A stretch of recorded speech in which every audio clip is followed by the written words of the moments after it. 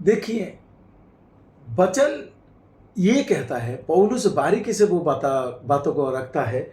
पहला कोरिन्थी 15 अध्याय को देखेंगे तो यहाँ पर 15 का 40 में लिखा गया है, स्वर्गीय देह और पार्थिव देह भी है, परंतु स्वर्गीय देह का तेज और है और पार्थिव देह का तेज और है। तो 15 का 44 में लिखा गया है, पहला कोरिन्थी, स्वाभाविक देह बोई जाती है और आत्मिक देह जी उठता है। जबकि स्वाभाविक देह है तो आत्मिक देह भी है। तो यहाँ पर दो देह के बारे में बात कर रहा है पौलुस। तो कौन सी देह? बोल रहा है कि ये एक देह है और अंदर में एक देह है, शारीरिक देह है और आत्मिक देह है। तो आदम का दो ठो देह था, शारीरिक देह था और आत्मिक अंश था, आत्मिक देह। पर आत्मिक देह अनाज्ञाकारिता के कारण मर गया।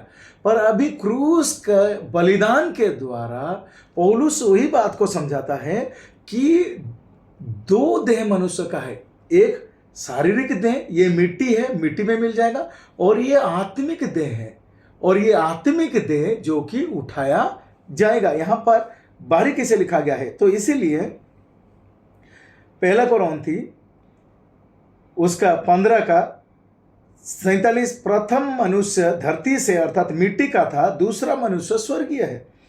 जैसा वो मिट्टी का था वैसे ही वो भी मिट्टी का है, और जैसा वो स्वर्गीय है वैसा ही वो भी जो स्वर्गीय है। तो पौलुस ये दो बातों को समझाता है कि हमारा शरीर जो है, जो मनुष्य आदम से बनाया गया पहला मनुष्य, वो मिट्टी का था, मिट्टी का है। पर दूसरा स्वर्गीय अर्थात जो यीशु मसीह है वो स्वर्गीय थे। तो जो विश्वास करता है उसका अंदर स्वर्गीय देह होता है। तो 15 का 51 में, पहला कोरिन्थी 15 का 51 में लिखा गया, देखो मैं तुमसे भेद की बात कहता हूं, हम सब नहीं सोएंगे परंतु सब बदल जाएंगे 52 में, और जो क्षण भर में पलक मारते ही अंतिम तुरी फूंकते ही होगा, क्योंकि तुरी फूंकी जाएगी और मुर्दे अविनाशी दशा में उठ जाएंगे और हम बदल जाएंगे। अर्थात ये शरीर मिट्टी में मिल जाएगा, पर जब बादलों पे तुरी फूंका जाएगा, ये जो स्वर्गीय देह है उस दिन वो प्रकट हो जाएगा, वो उठाया जाएगा। इसीलिए मेरे प्रियो, ये केवल पौलुस की शिक्षा के दायरे में आता है, उठाया जाना। तो जहां तहां से मिक्स ना करें।